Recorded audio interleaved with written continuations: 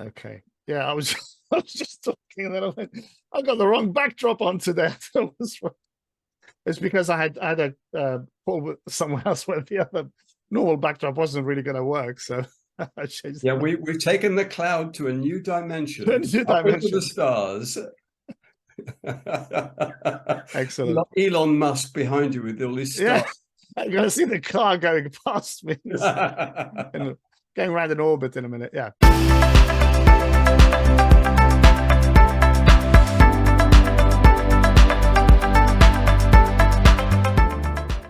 Hello and welcome to the Cloud Therapist channel. I'm Richard Simon.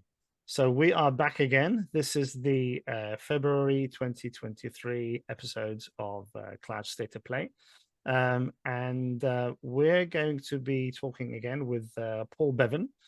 Paul is the Research Director of Infrastructure at Bloor Research.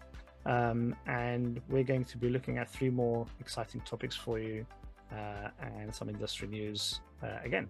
So let's say hello to Paul again. Hello, Paul. How are you doing? Hi, Richard. I'm fine. And hello, everybody who's watching as well. Hope you're all well.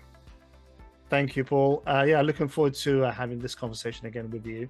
So yeah, let's kick off on our topic. So for this particular episode, we're going to be, first of all, talking about cloud repatriation. What is repatriation? What does it mean? What's it all about? And does it exist? Second topic is going to be cloud security. Now, I know we covered a little bit of this back in I think the November edition of last year for Cloud State of Play, but this is actually looking at some specific statistics and data from Google around cloud security. So that will be kind of just some of the topics we want to go through from that particular report.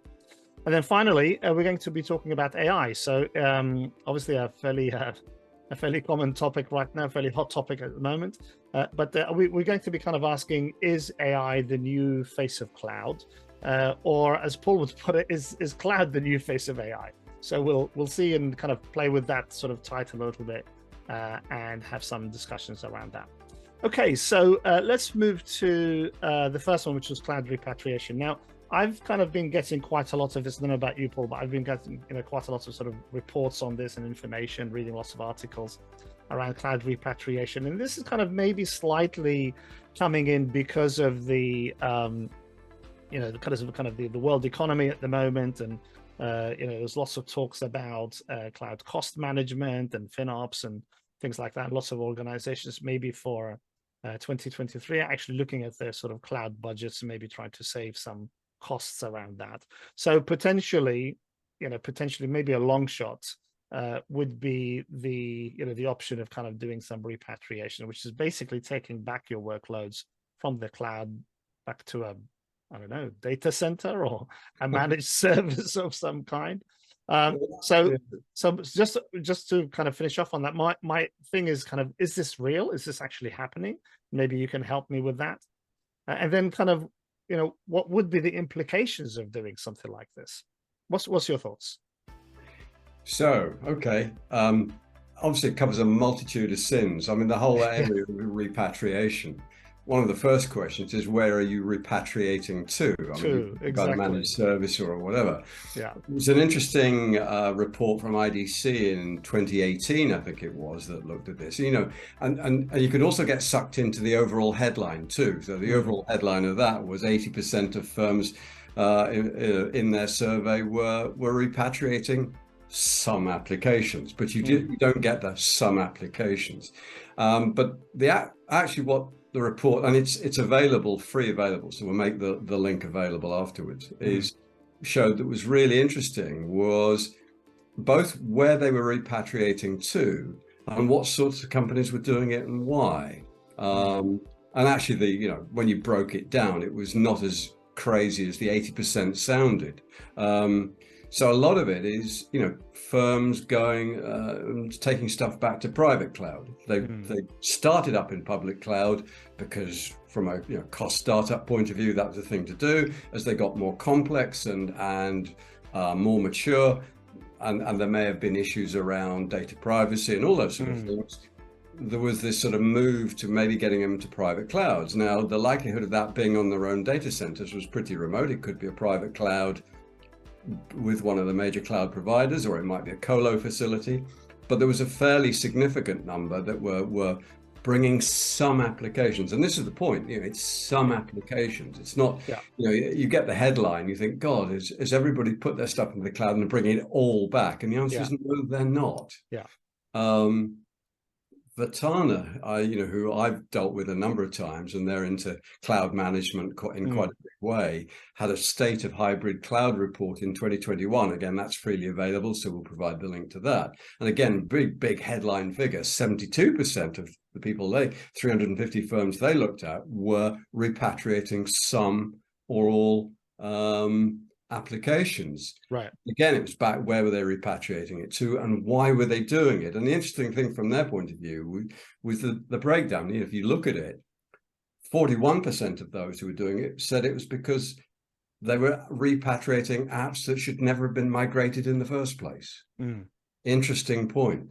There were others that, the unexpected costs was actually quite low down the show. It was only about 20% of them were doing it because of unexpected costs. But there were problems with performance degradation of applications. And again, it's back to, you and I have talked about this, is as you do your sort of workload placement, workload optimization, you've got to work out what's best. And I know you and I have talked through the sort of 4-stage approach you've got in terms of your own, working with your own business, in terms of telling people what they've got to do in stages to move to the cloud.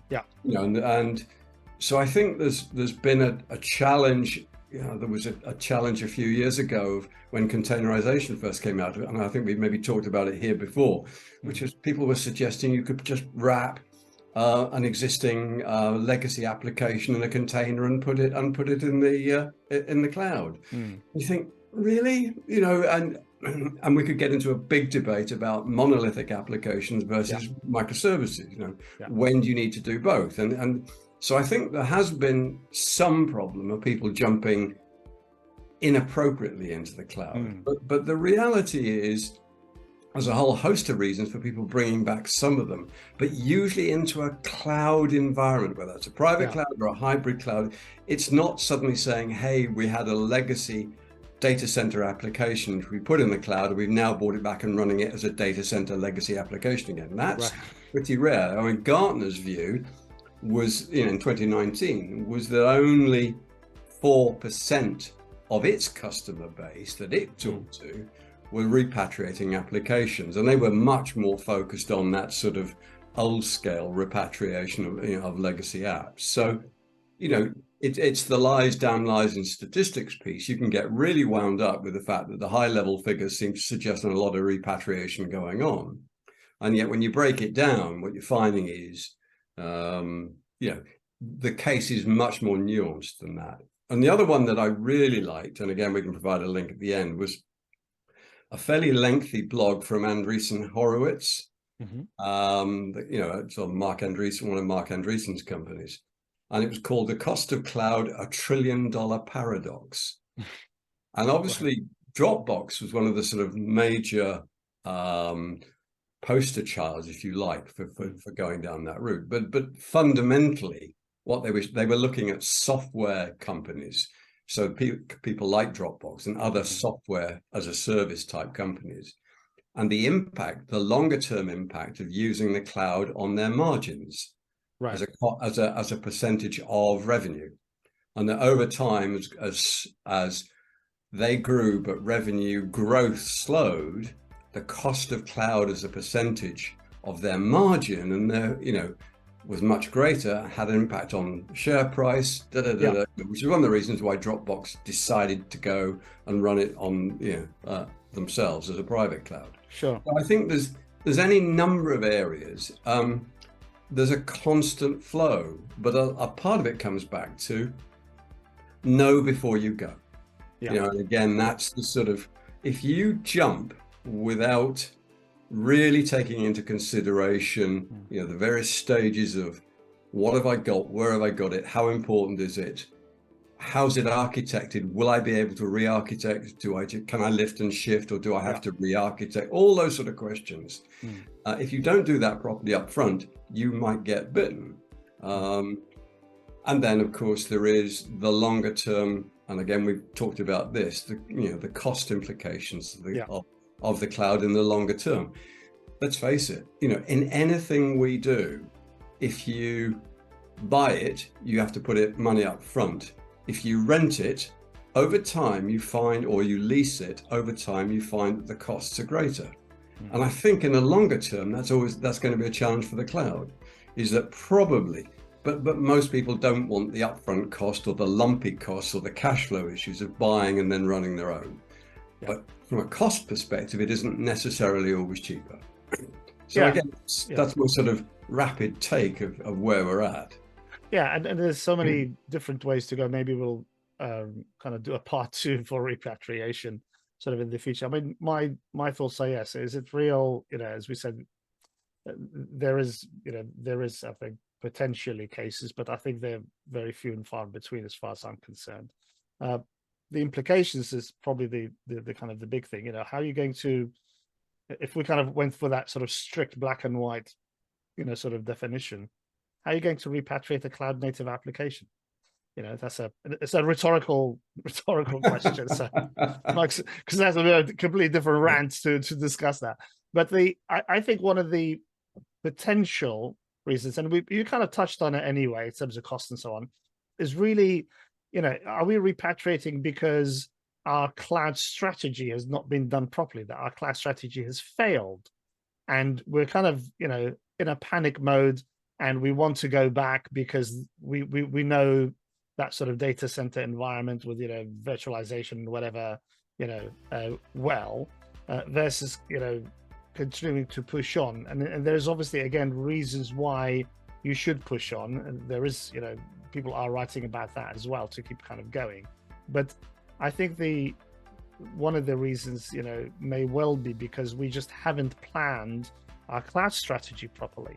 So everything from, how we sort of manage, how we deploy, we talked about the different stages of migration, and people kind of, as you said, lift and shift and then stop there, and there's nothing else to do after that.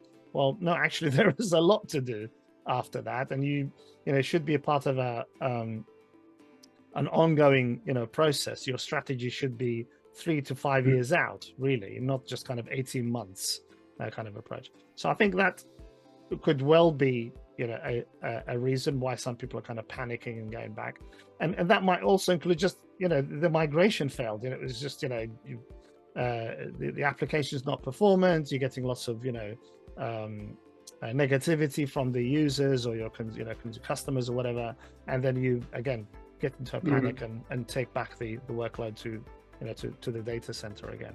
I think those are all valid and genuine. I think that's happening because I don't think we are particularly good.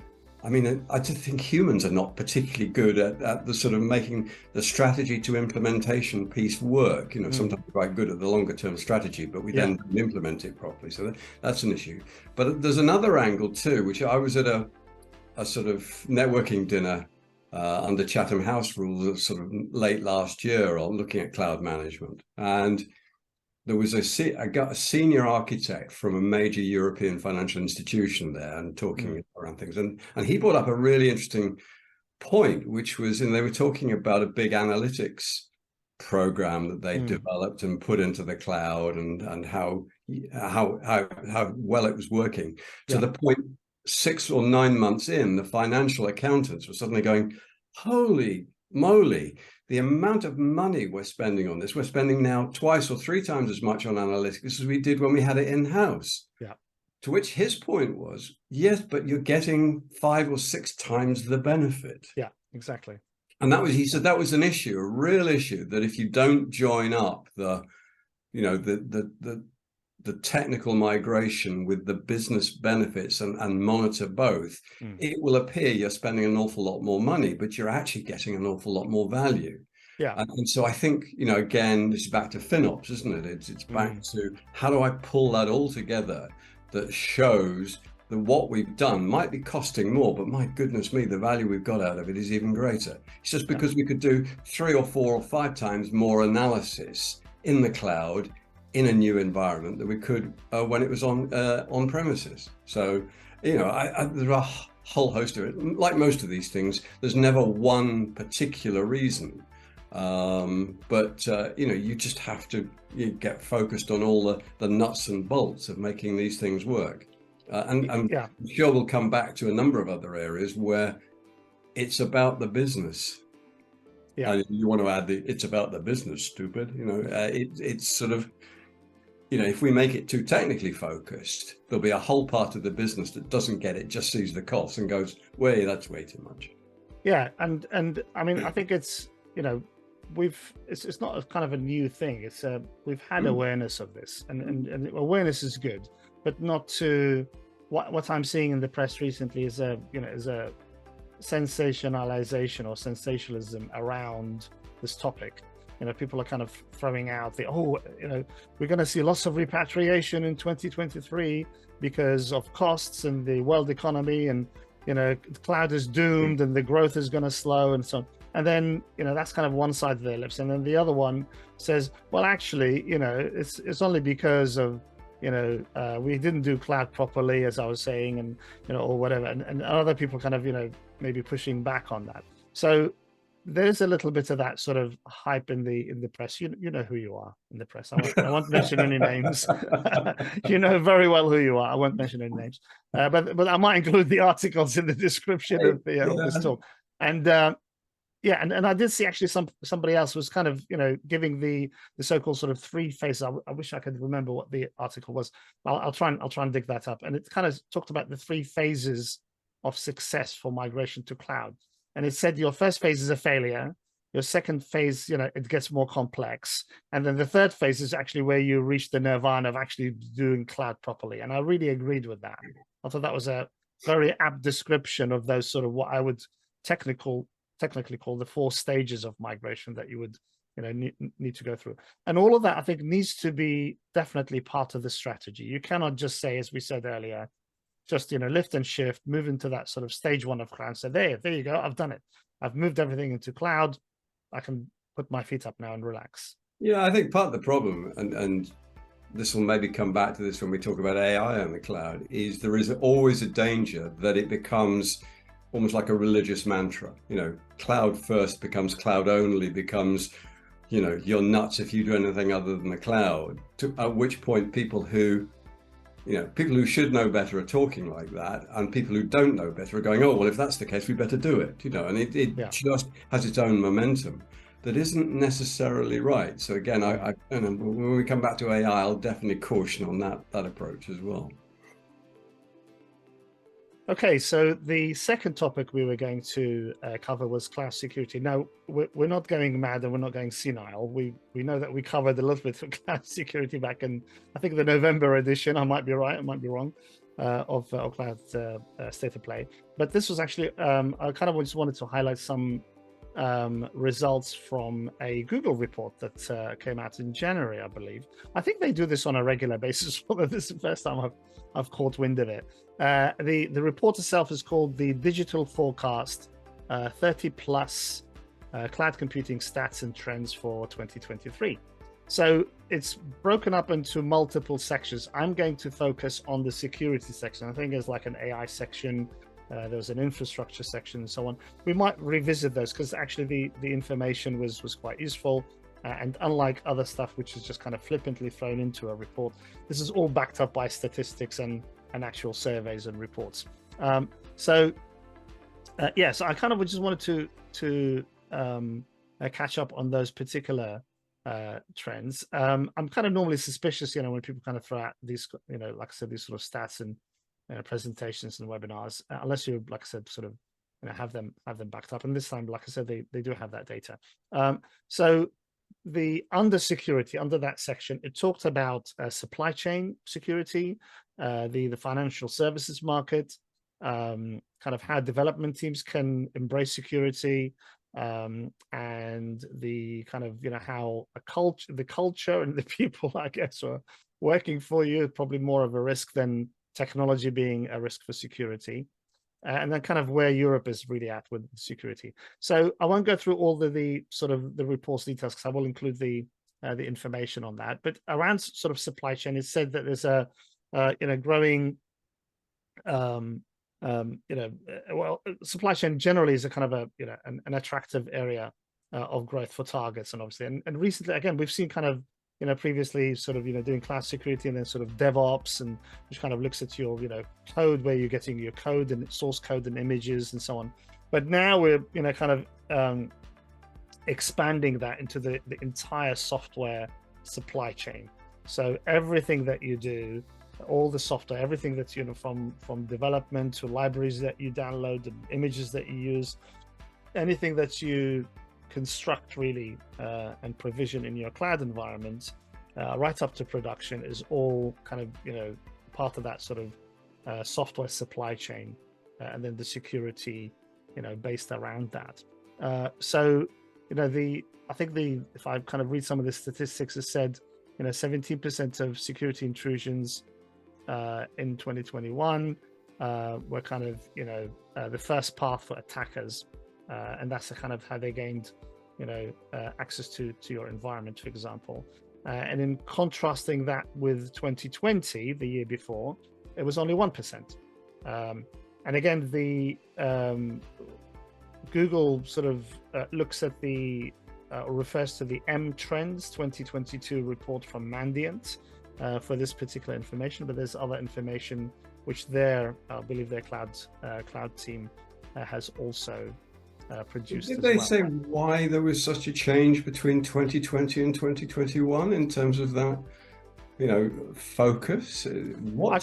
I didn't go into the detail, and maybe the Mandiant report will provide a little bit more information. But this was kind of a highlight that I wanted to put in, and I guess it's maybe because we are adopting more of this technology, more of the cloud, more of the the agile and the CI/CD sort of way of developing applications versus the old way of developing applications, where basically you wrote everything yourself and maybe used a few development libraries that were static and offline but trusted, versus you finding some code on Stack Overflow or in a GitHub repository or something. Yeah. So all of that, I think, is probably accelerated that space, and then hackers are kind of looking at that going, ooh, I wonder if we can drop our little GitHub repository and make it look really snazzy. Everybody will go and download the code, and actually it's got some malicious stuff in there that we can make use of when it's all compiled and up and running in production in a cloud. So so that was an interesting one to look at. Yeah, I mean, the more links you have, and particularly external links, the greater the data. It's a bit like the old network boundary. As that expanded, it got harder and harder. And now, if you're actually, as you say, bringing in bits of code or libraries that are third party, you're just exposing more of yourself to the potential for those hacks. Zero gap security. You're only as strong as the weakest link. It's all those sort of things you can talk about. But if that's the case, this whole it gives life to the whole idea of DevSecOps, and getting security people right involved in the early phases of doing that. Yeah. Downside is always the sort of trade-off between speed and security, isn't it? I want to be fast to market, but the security guys are slowing me down because they're making me go around and make absolutely double sure it's there. So I think again there are some interesting challenges, but okay, I think that's absolutely credible, isn't it? That sort of microservices environment is increasing the attack surface. That's for sure. Yeah, and it makes sense, I think. And then the other one was that the business and professional services and financial services markets are the top target industries across the globe. And said the top 5 industries favored by adversaries in 2021, based on the Mandiant reports, included business and professional services, financial, healthcare, retail, and hospitality, and high tech. So again, that's a kind of a particular sector that is focusing on. But the really interesting one I thought was the development teams kind of being encouraged to embrace security and make that as part of their development. That was the third item, I think, on this section in security, which I mean I would agree with that. But again, it goes back to that sort of complexity. How can we make it part of it, have policy as code, and things like that as part of the the code that we're writing. But I think as well, it's as much around making the business community aware of the role of security, because at the moment, it almost feels as if security is only the responsibility of IT. It's something you tack on afterwards, and that's not developers doing that. It's business people, because they see it as a cost, it's a risk. Always seems to be sort of, and the more money you throw at it, it seems to be the more holes appear in your environment. And actually, it's about moving it to a much more business focused, what are the benefits of having a secure system, and how do I start, and how do I make sure my business processes are straight? And I think there's a responsibility for IT to engage in that debate far more than they have done up to now. I mean, with one of my colleagues, a guy called Greg van der Gast, who works on and off for Bloor. He's quite well known in the security space. He's done a great blog, which I'll send a link to, which sort of highlights this issue. It's why would you build a paper house and then spend loads and loads of money on smart alarms? Build the house properly in the first place. I thought it was quite a good analogy. I agree with that. So yeah, I think I'd concur with what they're doing. With what's being seen there, and sort of just press IT people to get business involved in the security issues up front, not I agree. Okay, and then the fourth one was around culture. So they said the biggest predictor of an organization's software security practices is cultural, not technical. They said the high trust, low blame cultures focused on performance were 1.6 times more likely to have above average adoption of emerging security practices than low trust, high blame cultures focused on power or rules. So again, I mean, I can probably agree with that. And generally speaking, isn't kind of your culture and let's face it, your employees probably a really high risk, whether they're kind of being targeted or they're actually maliciously doing something themselves, they're kind of disgruntled employees or something like that anyway. And because they're kind of on the insides of the castle walls, again, there's a lot of kind of access to information and privilege levels maybe that they shouldn't really have anyway. Yeah, I think there've been plenty of reports that show the biggest the majority of these sort of incidents are insider based. And so and we talk about privilege access and those, but I think getting people to understand what's involved is part of it, but also then, as you say, the right culture within the business, I think, is absolutely right. And that goes as far, it's not so much the sort of power and blame culture as, am I working in an environment that I believe in? Because if you don't, then you're going to go, well, if they're making money the wrong sort of way, I feel quite, within my rights to do something about it. It's interesting. So I think there's a real cultural issue in terms of getting it right. So we shall see. Yeah, indeed. It's an interesting one, and I think that's always been there. So I don't know how much more this particular piece of information was through the Google Cloud DORA team. So it was the State of DevOps 2022 State of DevOps report, I believe. But interesting one, and it's always been there anyway. But it'll be maybe the report will have maybe a little bit more information. We won't have time to kind of cover all of that. Yeah, and then the last one in that security section was said that Europe may surpass the United States as the most targeted region for ransomware. Now, I think that's probably true, and not only because Europe is kind of disparate and you've got different kind of countries and whatever, but I think also the NSA is probably trying to hack into us as well. So that's probably a contributing factor there. Maybe the US is trying to hack into us anyway.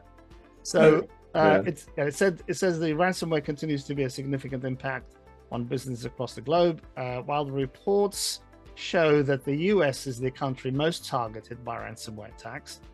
Small indicators show the ransomware activity is decreasing in the US and growing in other regions. And they said, for instance, the number of European victims is on the rise. If this increase continues, Europe will likely become the most targeted region in 2023. Okay, I'm not sure I understand particularly the reasons why that's happening. I mean, we can laugh about the NSA, that lovely meme that went out, which had Obama sitting next to Merkel at a G7 or G8 conference. And she's on her phone. He's trying not to look. He says, "Don't worry, I'll get the NSA report later." Right, yeah. We need to find that one. I'd love to find the link for that one. And it was, Cool. and so I think, you talked about the fact that lots of different countries. It's sort of counterintuitive, isn't it? Because actually, the focus on security and privacy in certainly in continental Europe appears to be much more intense than perhaps in the UK or the United States. I can vouch for that. I can vouch for that. Yeah, and so you look at Gaia X and everything that they're trying to do, and you look at an OVH Cloud, for example, that spends a lot of its time and effort trying to tell its customers and its potential customers that it really is insulated from any of the problems of the Patriot Act and Schrems and all those sort of things, by keeping, completely separate from the US.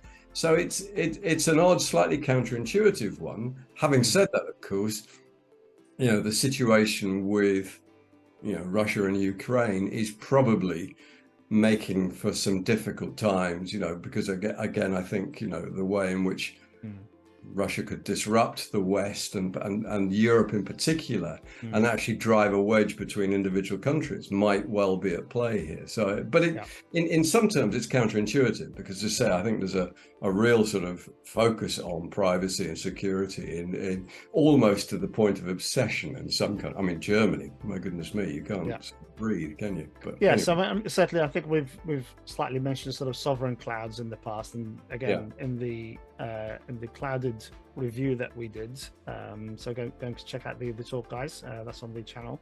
That was certainly the guy from Gaia X was actually talking about sort of sovereign clouds and having data sovereignty and so on. Or maybe it's because just simply hackers are a bit too lazy. They prefer a smaller number of hops on the network in terms of who they want to hack. So say no more. I mean, quite frankly, of course, they're constantly looking for weaknesses. Maybe they've spotted some weaknesses in the European systems that are being plugged in the American ones. Don't know, but I mean, let's face it, that's what they're doing. They are testing all the time where the weaknesses in the systems are, because the minute they find it, then they're in, because they don't have long before it gets closed off and they have to move on. So it may be that, somehow there's some inherent weasequences that we're not publicly aware of yet. Yeah, indeed. Okay, so that's the Google digital forecast. Like I said, we'll include some links in the description for that. Okay, Paul. So our third topic was around AI, and we kind of played with the title a little bit at the beginning. We said, "Is AI the new face of cloud, or the other way around?" What's your what was kind of the rant that you wanted to have around AI? I think what started it was probably all the sort of hype around ChatGPT. I mean, AI has been around for a while, and we've had various discussions and debates around what is it and what's machine learning and what are just algorithms, all those. But I think it's sort of, the ChatGPT stuff has sort of raised it to a different level, and there was almost like okay, let's just understand where we're at in terms of that, because I think, it can get carried away perhaps if we're not careful. Yes, many people do tend to get carried away with it. Yeah, and so what's the role of AI in the cloud or vice versa? And it's quite a symbiotic relationship, I think, in the sense, I think that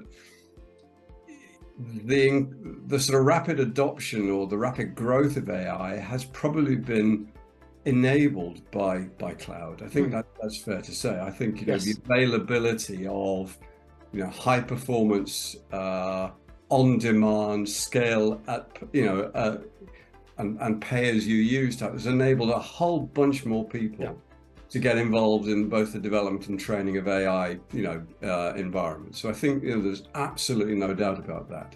I think just on that point, if there was ever a time when you could say cloud was an enabler for ...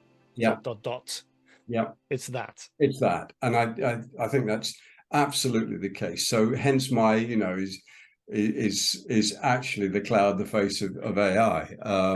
And to an extent, yes. I mean, there will be people who will argue that there are certain use cases where you have to have the data really, really close, but well, let's not go there. That's not the point of this particular, rant, I think. So as much as anything else, then, the way in which the cloud has grown and the way in which we now rely on the cloud to deliver real-time systems is relying increasingly on automation. It's got too complex, too large, with too much data to be handled by mere humans. It's just too much going on. So, I mean, the first area, obviously, is IT operations, is becoming highly automated. And if you're highly automated, you've got a level of AI, whatever that description of AI is, whether it's simple algorithms or whatever. So they're growing all the time into this. And they're moving beyond the simple remediation of very well-known, problems that happen over and over again and are easy to remediate autonomously into much more predictive analytics, and therefore almost stopping things before they happen. So that's one area, and even there, I think I've used this on this quote on these rants before, which is, today, would you get into a Google or a Tesla car that was completely autonomous and allow it to drive you through, down the motorway? And the answer is probably no. But would you use Volkswagen's Park Assist if you're trying to look for a tight space in London? Yes, you would. It's brilliant. And I think we're at the same stage there. And there's a danger that we get ahead of ourselves in terms of understanding that. I mean, I just see the other day that Tesla have had 363,000 cars recalled because of problems with adaptive cruise control. And poor old Volkswagen, who've taken it in the neck a few times, have had cars that have tried with adaptive cruise control, trying to drive the car at 100 miles an hour and a 30 mile an hour limit. The accelerator kicks in, but there's it's a sort of, slightly funny, horrible story, if you know what I mean. But I think there's a common thread start, and this is really the basis, I think, of the rant here, is that we need to trust AI. We need to understand how it gets to its answers, and I think one of the problems at the moment is we're running ahead of the curve, and the danger is we put stuff in. And I think I made a comment to you the other day that said, relating to, poor old Google's Bard announcement and it getting it wrong, minimum viable product is probably not something that goes very well in an AI environment because the implications are too great. But even if you think back to IT operations, the implications of taking a prediction of something that's going to happen and having the AI automation fix it without any intervention at all from a human, you've got to trust it implicitly. You've got to have tested it to death to make sure it absolutely works. And that's where you run up against the cloud mantra of agility and speed and the first to market and minimum viable product. So I think there's a concern in my mind that says there's a mindset change. And again, I can give you an analogy that goes back to the early 2000s when electronics, and particularly computerized electronics, were first appearing in cars. And the discussions between the Microsofts of this world and, let's say, the Ford Motor Company were fascinating. I had a close friend who lived just around the corner from me who worked for Ford, saying the mindset between the engineers who built cars and the engineers who built software was so completely opposed, in opposition. The engineers who built cars knew that if it went wrong once, you could kill somebody. The engineers who built software said, well, if it's not right in the first release, we'll fix it in the next release. And we've been around that loop a number of times. Yeah. Was that what was that called? Was it Windows Auto or something? Something like that. Just trying to put Windows 3.1. Yeah, it was like, really? MS DOS. Please. But there was a mindset, and almost, I think, if you look at the Tesla and the Volkswagen stories today, maybe the mindset has switched. So even the automotive engineers are now more software focused and have still got a little bit of well, if it doesn't work right first time, we'll get it right next time round. And of course, that's an interesting challenge. And again, you bring it to IT ops. And if you look at where the cloud and automation and AI are going into more and more mission critical, business critical applications to automate those, there's going to be a contention at some point between the DevOps, more, faster, please, how do you do that? I mean, back to the role of a GitOps, the role of an SRE is going to become absolutely critical. The role of security we talked about earlier. So I think that's what brought it home to me. It was, and then obviously the irony for, poor old Google, that happened to them, and then finding out that actually the ChatGPT one wasn't any better. They just got away with it on the day, and they didn't see the mistakes, whereas the Google one was right up there. So again, it's going to be fantastic. It's going to transform the way we work. It's going to all sorts of things. But and there's almost the sort of big but is, just be aware that the implications of getting it wrong, and again, you ask ChatGPT to answer a question. How do you know it's the right answer?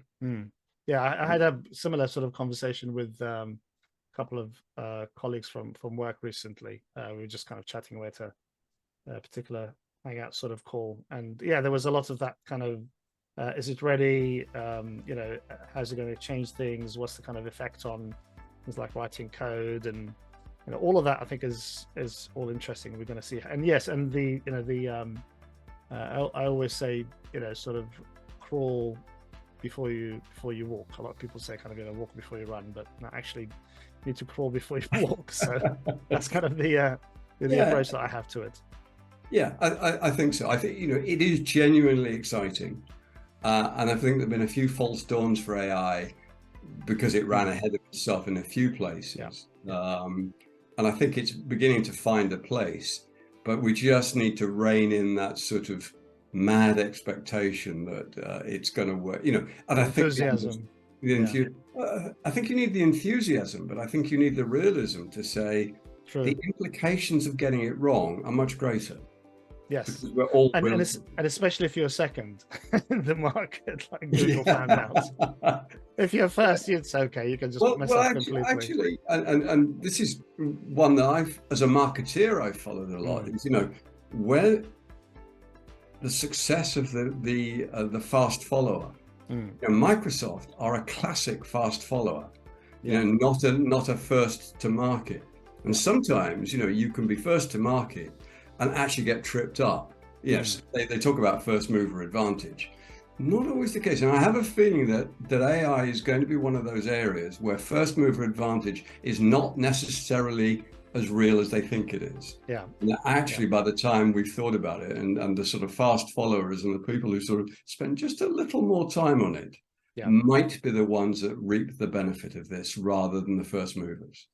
Yeah, and I mean, hopefully we'll get a chance to discuss sort of zero-touch clouds or zero ops in the future. I think that's kind of maybe some of this kind of aspect of AI is going to come into play. I think in that space in the future. It is a big trend we can see coming. I mean, you and I have pinged around about it, but both in terms of yes, it is coming, but also in the way in which some organizations misuse the term. Yeah, I agree. Certainly, it's certainly got it's got TikTokers talking quite a lot anyway about how to use ChatGPT. So yeah.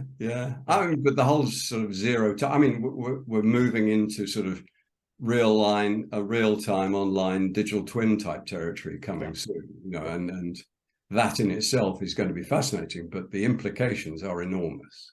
Indeed. Get it wrong, but anyway. Right. Well, thank you, Paul, again so much for joining me. Links to Bloor Research and hopefully all the topics that we've discussed today. There's quite a lot of stuff that we mentioned will be in the description of the video. If you do get a chance to check out some of the other episodes of Cloud State of Play, we have a fairly good collection of topics from the previous episodes. We discuss a lot of things, Paul and I. Yeah, so do have a look, and there might be something else that's of interest to you. Yeah, that's it. I hope you enjoyed this talk, and we'll speak to you soon. Bye for now. Bye.